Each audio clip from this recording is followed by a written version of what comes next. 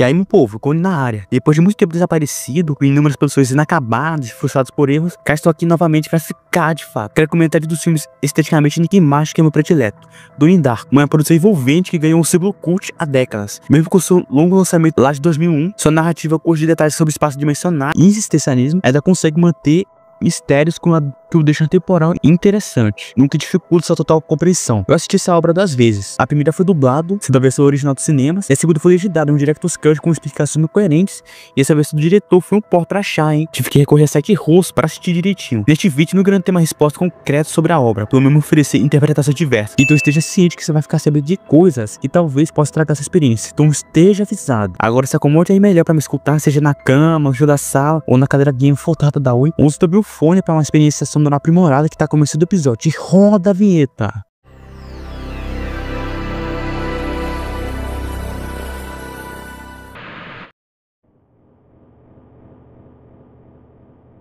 Para começar, quero oferecer um breve contexto sobre o filme. Em 2001, a obra era lançada em outubro e tem uma recepção tudo negativa e desprezível por parte do público. O motivo? 11 de setembro. Sim, aquele ataque que o Porsche aprontou e até hoje está vivaço. Então, uma das cenas mais emblemáticas, que é aquela do avião na cruz de Donnie, é uma imagem tanto chocante para o público gringo da época. Por ser semelhante ao ataque, além disso, os trailers que mostravam essa queda do avião, que era essencial para a história, foram retirados, no que dificultou sua circulação comercial. Entretanto, com o passar dos anos, o filme ganhou notoriedade por outros caminhos, como DVDs, a internet com foros e mais de 1 milhão de vídeos contando teorias envolvendo física quântica, filosofia profunda e demais elementos ocultos. E o filme a seguir do Donnie Darko foi nomeado cult e sendo mais popularizado com o tempo, e sendo considerado um clássico moderno pela crítica e público de hoje, dando-se uma coincidência toda inusitada que deu uma bela reedição no final. Agora, chega de papinho, vamos direto para as principais teorias que eu deixo mirabolante, e no final da minha interpretação, hein?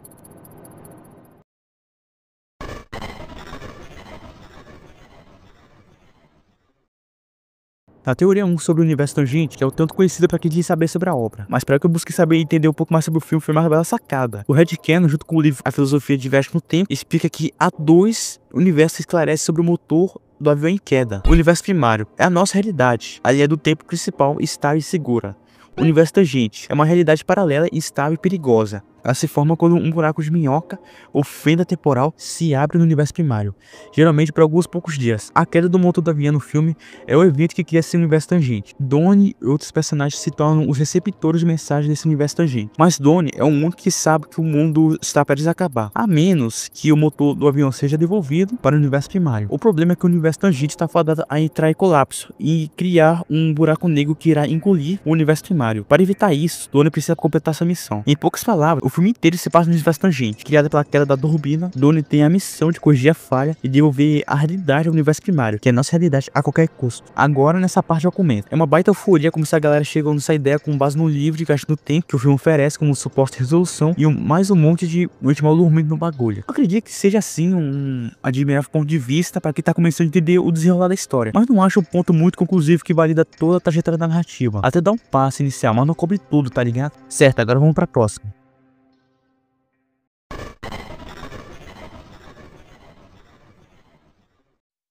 De acordo com a teoria do laço temporal, o loop de 28 dias é uma forma mais simples de explicar a teoria do universo tangente. Para facilitar a compreensão do filme, a história pode ser vista como um ciclo que se repete até que Donnie consiga cumprir sua missão. O loop funciona assim. Início. O motor do avião cai sobre o quarto de Donnie, mas ele sobrevive. É o ponto zero do loop, quando o universo tangente é criado. 2. O ciclo. Nos 28 dias seguintes, Donnie é criado pelo French, o coelho, que o força a cometer atos de vandalismo.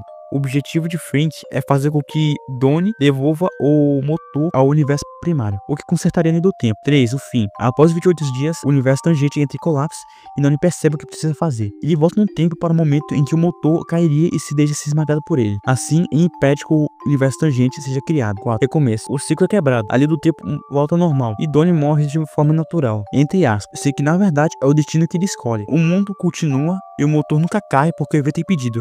Assim dá a entender também que as relações e outros eventos seguintes nunca aconteceram também. Hahaha.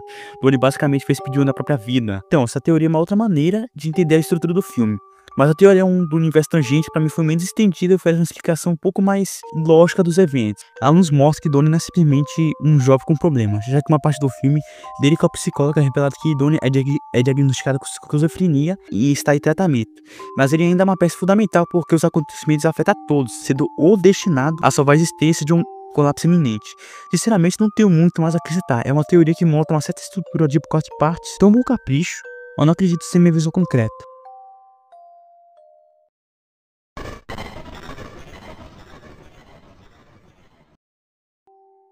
Essa teoria sugere que Frank, o coelho de fantasia macabra, não ser real do universo tangente, mas sim uma projeção da mente de Donnie. Ele seria uma espécie de alter ego ou um guia subconsciente que o ajuda a enfrentar seus problemas e a se preparar para um inevitável sacrifício. Para o sustento dessa história, há 4 bases. A primeira base, o livro Filosofia na Viagem do Tempo, é enviada para Donnie. Ele o recebe de forma misteriosa. A teoria sugere que Donnie já sabia de alguma forma em um nível subconsciente que precisaria do livro e que somente o projetou para que pudesse acessá-lo. Segunda base, o fardo da família. Donnie veio de uma família com histórico de problemas mentais. Sua mãe, sua avó e agora ele mesmo sofre de alucinações. Frank, portanto, seria uma manifestação da doença mental de Donnie, uma projeção que o atormenta e o leva a cometer atos de vandarismo. Terceira base, Frank tem uma aparência distorcida e assustadora, com colete de couro e um capacete, e uma máscara mais ou menos. Essa é uma imagem que somente Donnie consegue conceber, reforço da ideia de que ele não ser real, mas ser uma criação de sua mente. No final do filme, quando Donnie volta no tempo, ele não está no seu quarto, e com um sorriso no rosto, ele se deixa ser morto pelo motor do avião. Ele não tem medo. Essa atitude sugere que Donnie, esse é o último momento, finalmente se livra de Frank, da doença e do fardo dessa família. Ele resolve seu problema mental e por isso pode morrer em paz. Este headcanon oferece uma interpretação mais psicológica e pessoal do que uma base científica para os acontecimentos. E caras, olha, eu concordo em partes. Acredito que o coelho Frank seja um certo imaginário de sua cabeça, mas também é uma manifestação sobrenatural de modo que somente ele consegue ver. A teoria sobre o final achei pesada, velho. Até que meio brusco e pessimista. Parece até um livramento de sua própria vida. O que eu concordo parcialmente que sim, que ele queria só fazer logo os mandamentos, ao mesmo tempo que ele também se portava com seus pais, que foram legais com ele ao passar do tempo, e também com suas irmãs. Uma grande que tem uma cena que passa na versão do diretor, ele beijando na testa dela de maneira fofa, e outra baixinha que se chama Samantha Dark. Inclusive, tem uma continuação do filme que é com a pequena Samantha, que, nossa, um povo fala que o filme é péssimo. O diretor da sequência que nem deve ter visto o primeiro direito, e nem esse parceiro oposto que produziu, que é outro, e nem o Richard Kelly. Essa parada foi mega flop que ninguém fala até hoje. Um dia pretendo fazer uma análise assistida dessa bagaça. Bem, acredito que tenha sido uma obrigação fatídica dele ter sido o tal escolhido e seu sacrifício para tornar-se o salvador de um mundo condenado. Ao mesmo tempo que, infelizmente, não vai ter mais pessoas que se lembram do caso dele, o que é uma pena. Realmente, eu tenho me sentido um pouco cabisbaixo por aqui. Agora vamos para a última, que eu considero a mais chata e que derruba do charme da obra.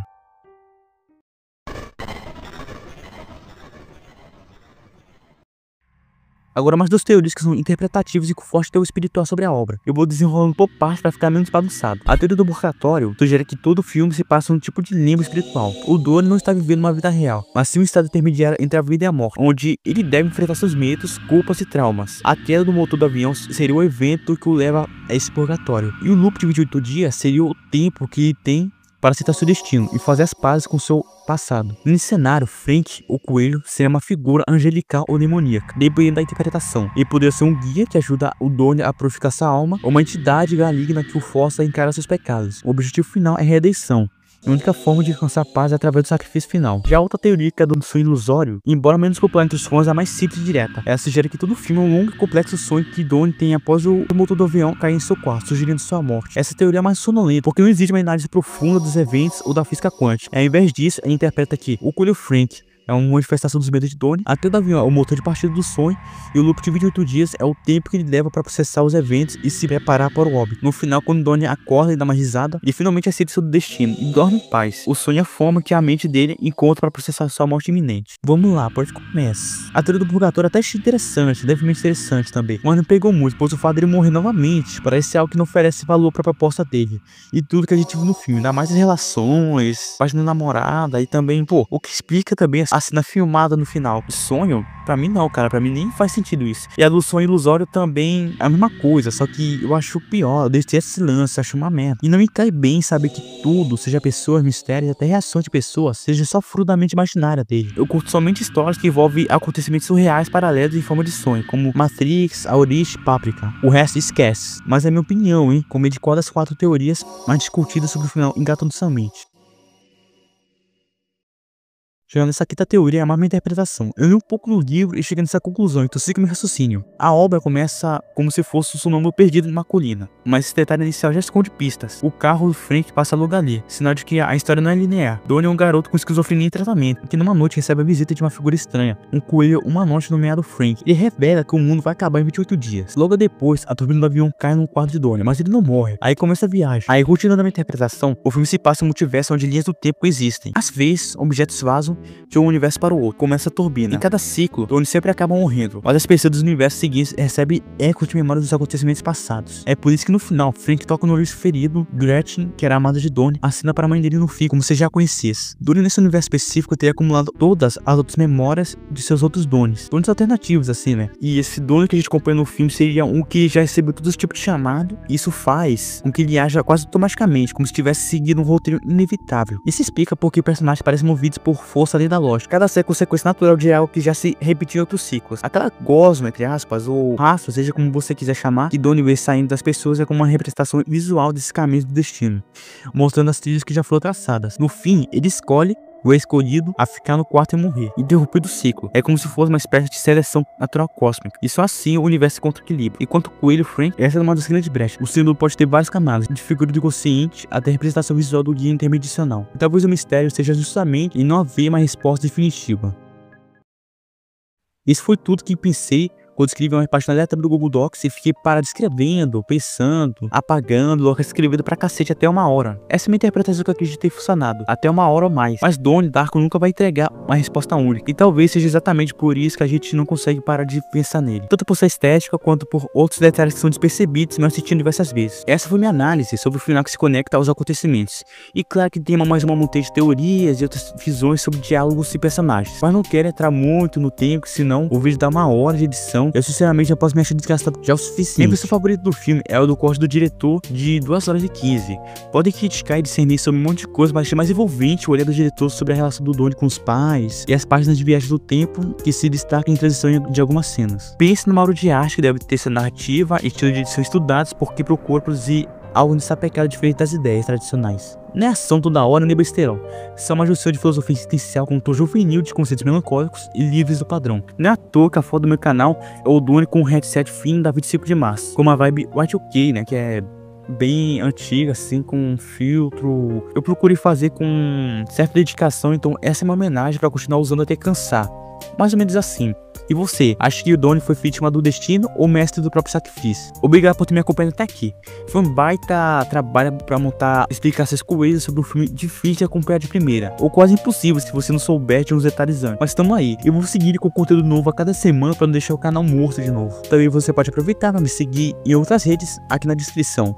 Blue Sky e Substack. São plataformas livres de toxicidade para a internet e dá pra gente interagir junto numa boa. Eu preciso montar uma base de BR por lá, porque tá realmente difícil, né? Eu fui banido no Twitter recentemente, no Twitter, né? Que churume, do nada assim, porque tava tentando personalizar minha conta, perfil lá na rede e fui banido assim. Do nada assim, velho. Agora eu tentei redefinir meu e-mail e tudo mais, que eu tenho um e-mail criptografado pronto e infelizmente, mano, eu tomei essa derrubada aqui, mano, aquele list de rede lá, mano. Só tem perfil inflado com IA e nazi. Então é isso aí, pra quem quiser me acompanhar ainda mais assim. Então, dê um joinha se gostou do conteúdo e até a próxima.